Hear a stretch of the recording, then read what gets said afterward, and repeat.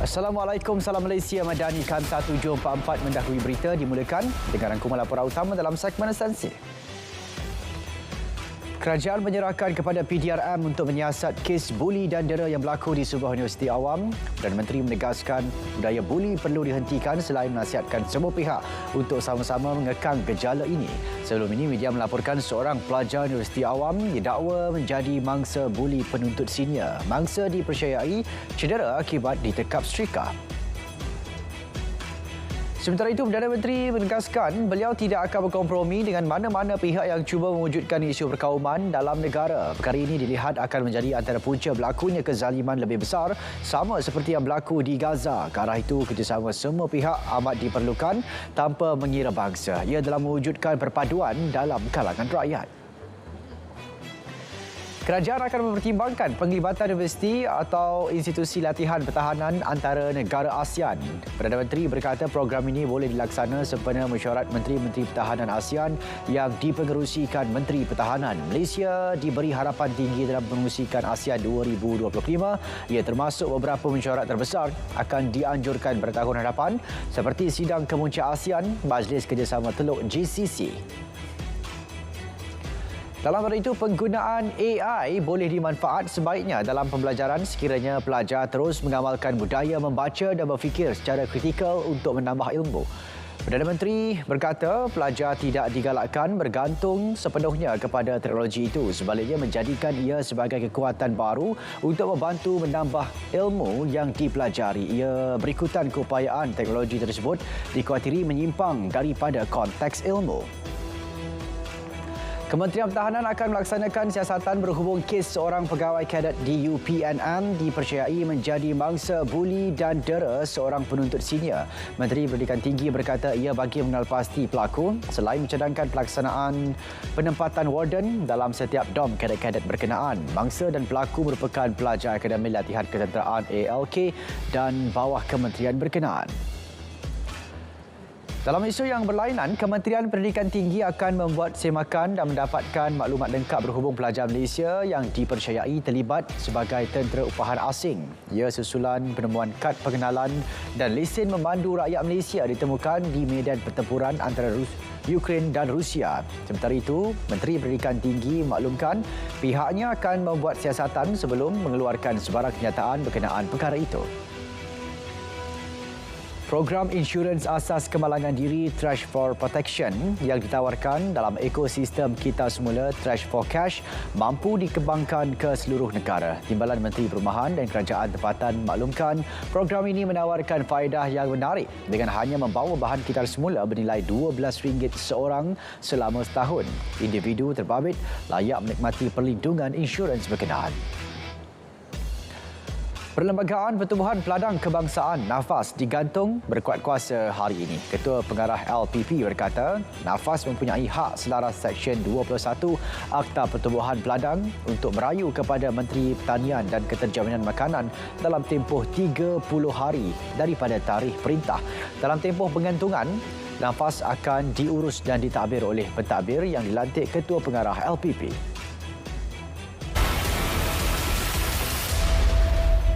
Kesalahan ambang seksual secara fizikal terhadap kanak-kanak pada 2023 mencatat peningkatan 21.1%.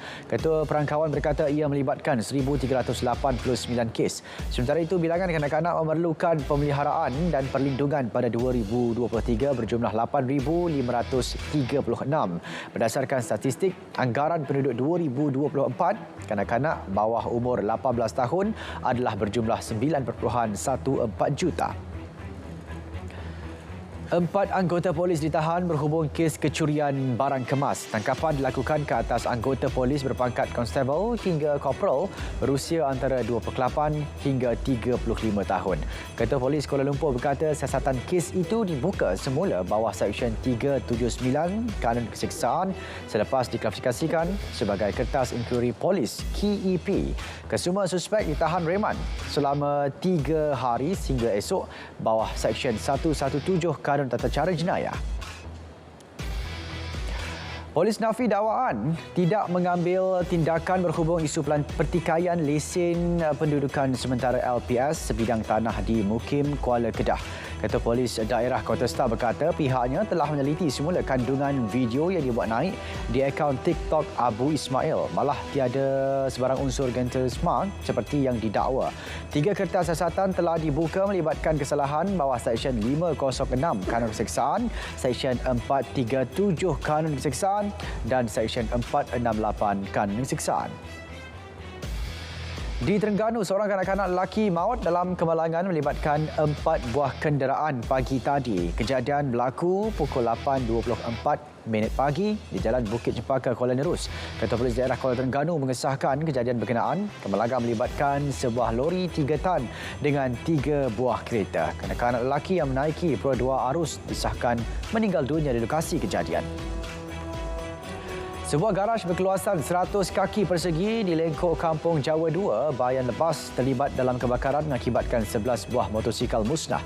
BBP Bayan Baru menerima panggilan kecemasan pada pukul 6.51 pagi dan jentera tiba di lokasi pukul 6.59 pagi. Kejadian turut memusnahkan sebuah lori yang diparkir di garaj milik persendirian. 7 daripada 11 motosikal tersebut musnah, manakala bakinya hanya 10% musnah. Sementara itu, operasi khas motosikal tahun 2024 dilaksana di seluruh negara selama 2 bulan mulai hari ini oleh JPJ.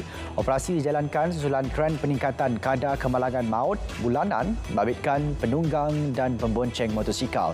Ketua Pengarah JPJ memaklumkan operasi akan memfokuskan 8 kesalahan utama, antaranya tiada lesen memandu, tiada lesen kenderaan motor atau tamat tempoh, tiada perlindungan insurans dan melanggar isyarat lalu lintas. Ini pula di Johor, 65 warga asing dan 2 majikan warga tempatan ditahan Jabatan Imigresen JIM Johor secara berasingan pada 28 dan 29 Oktober lalu. Pengarah Imigresen Negeri berkata kesemua yang ditangkap berusia antara 21 hingga 56 tahun. Antara kesalahan dikesan tidak memiliki permit sah, tinggal lebih masa, salah guna pas lawatan sosial serta melindungi pendatang asing tanpa izin. Perkeso melancarkan operasi pengesanan majikan OPS Kesan Pekerja Asing 2024 secara serentak di seluruh negara. Ketua Pegawai Eksekutif Kumpulan Perkeso berkata ia melibatkan 54 pejabat perkeso. Operasi berkenaan bagi mengesan majikan yang gagal mendaftar dan mencarum pekerja asing. Ia termasuk ekspatriat serta pekerja domestik yang layak di bawah Akta Keselamatan Sosial Pekerja 1969 Akta 4. Sempena ulang tahun keputeraan Sultan Perak ke-68, baginda berkenan membiayai hidangan makanan tengah hari kepada 7,800 prospek di seluruh penjara di negeri ini. Ia membabitkan pertukaran berjumlah RM93,600. Penjara yang terlibat adalah Penjara Tapah, Penjara Taiping, Pusat Koreksional Kamuntin, Pusat Koreksional Batu Gajah dan Rumah Perantaraan Perak. Semua infrastruktur pelancongan di Melaka akan ditambah baik menjelang Hari Pelancongan Dunia dan Persidangan Pelancongan Dunia pada tahun hadapan. Ketua Menteri Melaka berkata ia dalam usaha menjadikan Melaka negeri pelancongan bertaraf dunia. Tumpuan diberikan di semua kawasan bawah pentadbiran 4 pihak berkuasa tempatan. Tumpuan turut diberi di kawasan pelancongan bawah pentadbiran Majlis Bandaraya Melaka Bersejarah dan Majlis Bandaraya Hang Tuah Jaya. Pagar halangan fizikal gajah akan dibina di kedua-dua belah landasan laluan rel Pantai Timur ECRL. Ia melibatkan laluan sepanjang Hutan Simpan Kemasul, Temerloh, Pahang. Langkah ini antara kawalan mitigasi bagi menghalang gajah memasuki kawasan landasan kereta api. Ujian ketahanan prototipe pagar halangan itu telah dilakukan hujung bulan lalu dengan kerjasama Jabatan Perhilitan. Semua 191 menara telekomunikasi di Pahang bagi fasa 1 dan fasa 2 selesai dibina. Sebahagian besar sudah mula beroperasi menerusi projek bawah Jalinan Digital Negara Jendela. Eksekutif Komunikasi dan Multimedia Belia Sukan dan Badan-Badan Bukan Kerajaan berkata fasa ketiga akan menumpukan negeri Pantai Timur. Kerajaan Pahang berharap sistem pemancar di negeri ini akan lebih menyeluruh bagi membolehkan rakyat dapat mengakses rangkaian internet. 108 penduduk di Pulau Pemanggil, Pulau Aur serta Pulau Tinggi Mersing Johor menerima bantuan barangan makanan dan keperluan asas sebagai persediaan musim tengkujuh. Program Bantuan Tengkujuh Susur Pulau 2024 ini kerjasama antara Maritim Malaysia dengan Yayasan Food Bank Malaysia. Pengarah Zon Maritim Mersing berkata program ini platform penting bagi mengukuhkan solidariti dan kebersamaan dengan komuniti maritim. Pengakap Malaysia Negeri Kedah menerima kunjungan hormat 112 pemimpin dan anak pramuka dari Medan Indonesia. Kunjungan hormat itu susulan perjanjian memorandum kesepahaman MOU antara tiga rumpun yang dimeterai antara pengakap dari Malaysia, Indonesia dan Thailand di Medan pada Ogos lalu. Pengerusi Majlis Pengakap Kedah berkata kunjung hormat itu bertujuan merapatkan hubungan persaudaraan pengakap sedunia.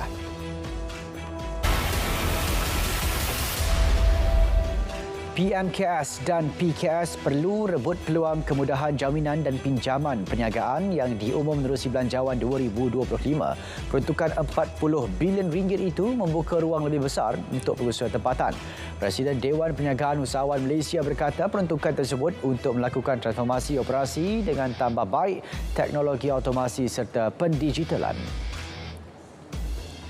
KTM akan melaksanakan bayaran tanpa tunai sepenuhnya mulai 1 Januari 2025. Ia melibatkan semua transaksi pembelian tiket di sektor Lembah Kelang, Utara, Selatan dan Pantai Timur. KTM juga bekerjasama dengan bank tempatan untuk membuka laluan pendaftaran pembukaan akaun bagi mereka yang belum memiliki kad debit. Pengguna boleh menggunakan kad debit, kad kredit dan mod berjirikan NFC selain aplikasi Kids dan kad Touch and Go sedia ada. 20 syarikat minyak dan gas Malaysia bakal sertai pameran dan persidangan petroleum antarabangsa AGPEC 2024 di Emiriah Arab Bersatu. Delegasi negara akan pamerkan teknologi, perkhidmatan dan penyelesaian termaju masing-masing. Syarikat terlibat turut mengetengahkan amalan mampan selaras piawaian semasa bagi industri perkhidmatan serta pelaratan minyak dan gas OGSE. Ia merupakan penyertaan kali ke-10 Malaysia dalam AGPEC 2024. Mesyuarat Sulong Jawatankuasa Perdagangan Bersama GTC Malaysia Ukraine akan membuka jalan bagi kerjasama ekonomi dan perdagangan kedua-dua negara. Kementerian Pelaburan, Perdagangan dan Industri memaklumkan kedua-dua pihak membincangkan bidang kepentingan utama antaranya perdagangan dalam sektor pertanian, promosi skim pensijilan minyak sawit lestari Malaysia MSPO, kerjasama teknologi aeroangkasa dan angkasa, peranti perubatan serta pelancongan.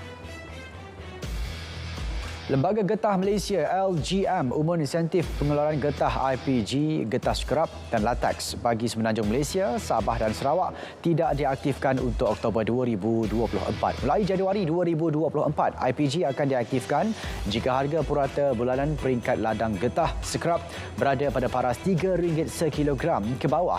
Bagi Oktober 2024, purata harga getah skrap bagi Semenanjung, Sabah dan Sarawak ditetapkan pada RM3.70, RM3.40 dan RM3.20 sekilogram.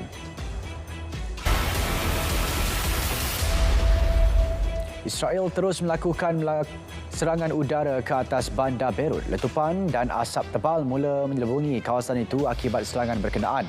Kementerian Kesihatan Lubnan melaporkan konflik di Lubnan meningkat secara mendadak sejak 5 minggu lalu. Telah meragut 2,800 nyawa.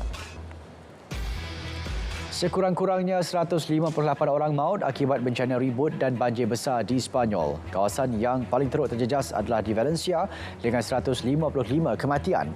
Menteri Pertahanan Sepanyol berkata pihak berkuasa belum beri angka terkini mangsa yang tidak ditemukan. Lebih 1,000 anggota tentera dikerahkan bergiat usaha mencari mangsa yang hilang.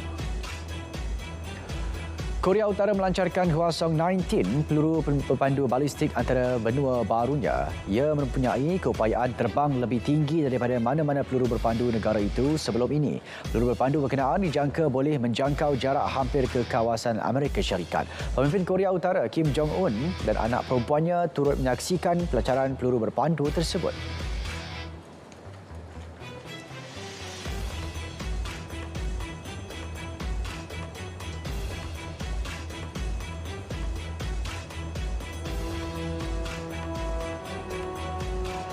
Saudara, sekian Kanta 744 dari Sungai ke Segara Palestin pasti merdeka. Salam Malaysia Madani. Assalamualaikum.